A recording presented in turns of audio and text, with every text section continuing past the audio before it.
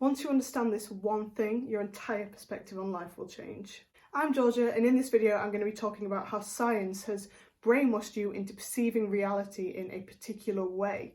And this video is not just based on my beliefs, it's based on an actual field of scientific study, and that field is consciousness. I'm currently doing a master's degree in consciousness, spirituality and transpersonal psychology, so I would say I know a fair bit about this topic, and I have been very lucky to study under some experts within this field. So I'm going to talk to you about consciousness today, and I'm going to talk to you about why this field of scientific study exists, because the whole reason underpinning its existence is the fact that will change your entire perspective on life, and no one really knows this. The field of consciousness is studying where consciousness comes from, what consciousness is, and it's monumental because it throws into question everything we think we know about physical reality. So when most people think about consciousness, I think they just think that to be conscious means to be aware of something, and that is obviously part of it, but that is definitely not the whole picture. There is another part of consciousness, the fundamental part of consciousness, and this is called phenomenal consciousness, and it is the fact that we experience. So I'm going to give you an analogy to help you understand this, comparing the way our vision works to how a projector works. So when it comes to our sight, the mechanisms and processes in our eyes and in our brain somehow convert signals from the outer environment into an image that we can see. I don't know all the ins and outs of how vision works, but basically our eyes and our brain work together and they produce an image, and we see that image. And when we take a projector, for example, again, a projector has mechanisms within it that somehow produce an image. But the difference between us and a projector is we experience seeing that image, whereas, as far as we know, a projector does not experience seeing that image. And that is what phenomenal consciousness is. It's that fact that we experience. And the fact that we experience currently completely evades science. There is no answer to that. When it comes to other aspects of consciousness, which are called the easy problems of consciousness, so the fact that we can focus our attention, for example, or the differences between wake and sleep, all these different aspects of consciousness, these can be explained by processes in the brain. These processes are called neural correlates of consciousness. They are processes in the brain which correlate to these different aspects of consciousness.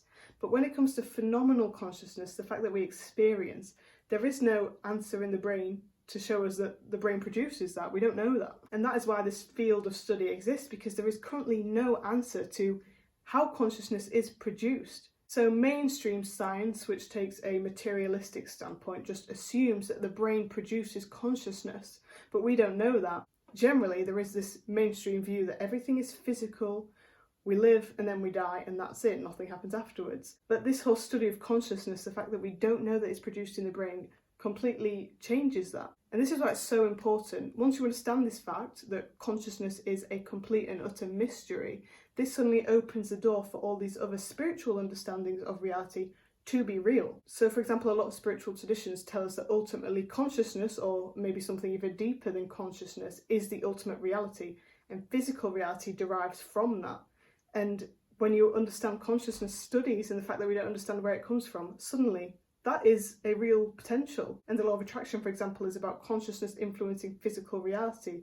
That seems suddenly a lot more plausible if it is really a potential that consciousness comes before physical reality, which is a real potential. And I cannot tell you that these other views about reality are correct, because at least on a scientific level, no one knows that. It hasn't been proved, hence why consciousness studies exist.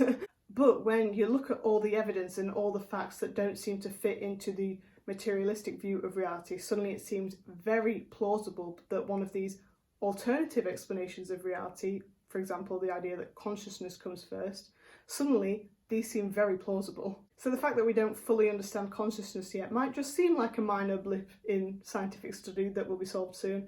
However, it is a lot more than that. It really opens up the potential for all these much more expansive and transformative views of reality to be true. So if you're someone who has these spiritual beliefs and you listen to people around you who tell you it's irrational, or you give in sometimes to these more materialistic understandings of reality, then just know that no one can tell you that that is the case. It is, as of yet, an unsolved mystery. So if anyone tries to knock you down for your spiritual beliefs or make you feel stupid, then just remember that even science doesn't have the answer to this question, and based on a lot of other facts and research, that it is very possible that all these spiritual beliefs are true, and I personally believe they are for many reasons. So keep having the faith, and just remember that these unanswered questions in science tell us that life is much more mysterious than we originally think, and probably not just physical.